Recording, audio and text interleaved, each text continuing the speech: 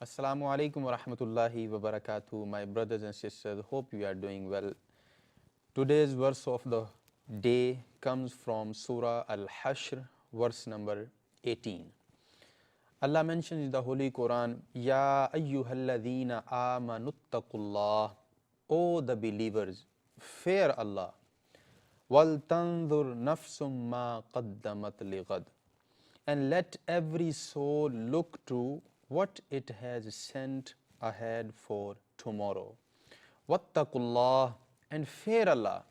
Inna Allah khabirum bima ta'malun. Indeed, Allah is fully aware of what you do. My brothers and sisters, subhanallah, Allah uses the word or letter wal tanzur. Each person should look to what he has sent ahead for tomorrow. You know, in Arabic, ra'a mean to look at something, basara mean to look at something, and nazara also mean to look at something. But the difference is that when Allah uses the letter nazara, tandur, it means to keep watch for a long time. A person should keep a long, constant watch as what he has invested for tomorrow. Tomorrow means the day of judgment, or the day of Qiyamah. It's a very powerful, verse from the Holy Quran. And this verse of the Holy Quran, my brothers and sisters, pulls us out of autopilot and asks us a very important question, that what are our preparation for the day of judgment? What are our preparation for the day when each individual will be stand up before Allah Almighty, and we have to answer the question that will be asked by Allah Almighty, that what have we done in this world for the hereafter, for the day of Qiyamah, for the day of judgment.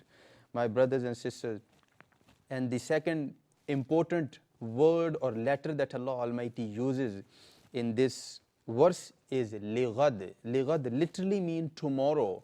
So it shows the urgency of the day of Qiyamah. It as if it is right there. It's on the corner. It's around the corner. It's coming. It's coming.